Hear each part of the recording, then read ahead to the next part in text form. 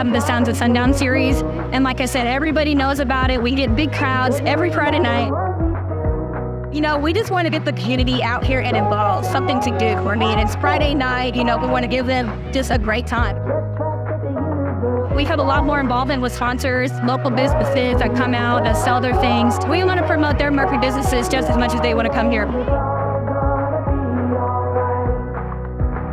This is the good life. Oh, oh, oh, oh. This is the good life. Oh, oh, oh. Out in the sunshine, nothing but good times. This is the good life.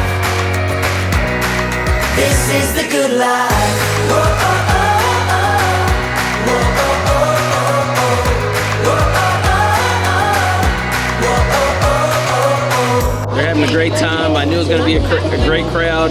City of Murphy, they always put on great events. So we love concerts. We love our communities. It's summertime. It's nice. Crowd, people. The music, this concert series this summer has been awesome. Great opportunity to develop the business to get their base out there. A successful event is all about, did the people come out and did they have a fun time? Were they having a smile on their face? Were they like, you know, this was the best one yet?